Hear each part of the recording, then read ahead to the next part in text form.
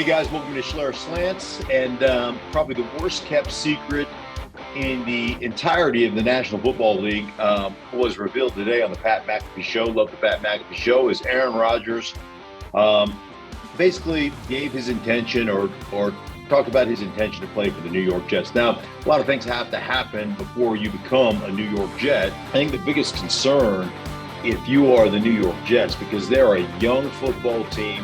They've got a stellar defense. They've got some offensive talent that's young.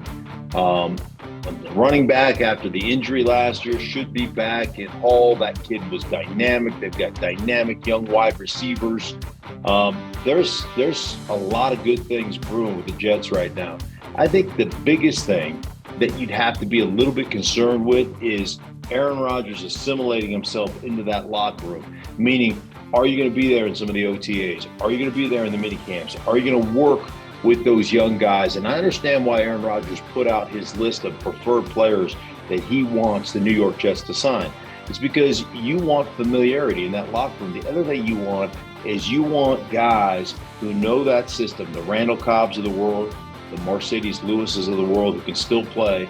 But you want those guys to be able to teach the nuance to those young guys, those jet receivers, and some of the young players on their team, the nuance of what we're trying to install. So I think one of the big things about understanding systems is coaches can tell you what to do. They can tell you where they want you to line up. They can tell you all those things. But it's player to player is where a lot of growth comes in.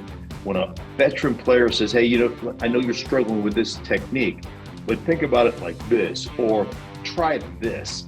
That's the nuance part of football that truly only players know. And only players can really basically impart that wisdom to other players. So I think that's the biggest thing that they're going to have to make sure they're able to overcome that. Aaron Rodgers has got to be there through a bunch of the OTAs. He's got to commit to being there throughout the offseason. He just can't roll into training camp and think there's going to be instant chemistry with some of those young receivers. Look at last year with Christian Watson.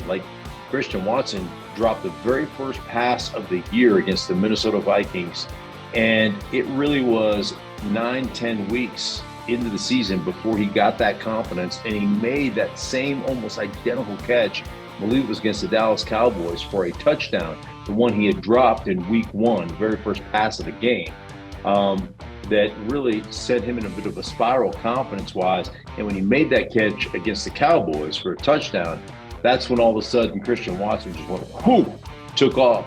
Well, to have that kind of same just response from the players, I think you need to be there throughout the entirety of the offseason. I think that's going to be one of the most important things that the Jets, solidify with Aaron Rodgers. Now, you think about how they stack up in the AFC East, and I will tell you, man, that is a young, talented, physical, nasty football team, and I am a huge Robert Saleh fan. I think Robert Saleh is a hell of a person, hell of a man, hell of a football coach, and I think his team plays hard for Robert Saleh. So I just think that they stack up well in the AFC East, and I think they'll give. I'm not saying that they're going to usurp the Buffalo Bills as the number one team in the AFC East, but I think they'll give them a run for the money. I think they'll compete for an AFC East title, and if not, they'll fall into the wild card spot. But I think they are that good, and I think that's huge. You ask me, who's it a bigger loss for? Is it a bigger loss for a bigger game for the Jets, or a bigger loss for the Packers? And I think the Packers are ready. And this comes straight from Aaron Rodgers. Talking to him last year, I did the Green Bay Chicago game for Fox, and talking to Aaron about just the maturation of Jordan Love.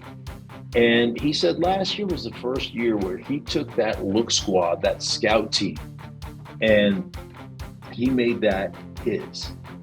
He took that on as a responsibility to get the defense better, but also as an opportunity to get himself better. And he really embraced that aspect of football. And in doing that, he worked on his off-platform throws. He worked on the concepts that they were running and making sure that he tried to tear them up every single day in practice.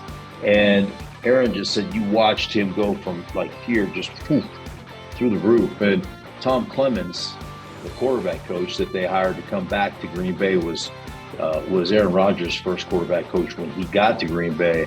And Aaron will tell you, he's probably one guy that knows more about football and taught him more about football than any other coach he's ever been around.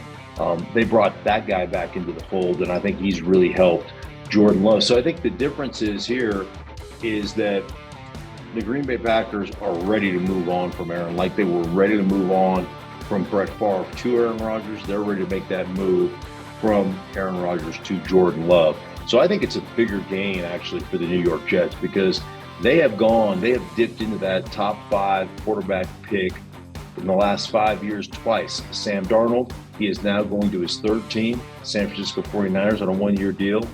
And Zach Wilson, who so far hasn't been worth a squirt of piss. So to me, I think it's a big, huge gain for the New York Jets, because I think they've got a legitimate roster. So we'll see exactly how it plays out. But Aaron Rodgers looks like he's going to be the quarterback of your New York Jets. For watching. Feel free to check out our other videos, and don't forget to smack that subscribe button down below while you're at it. Also, for more great and original content, head right over to bvmsports.com.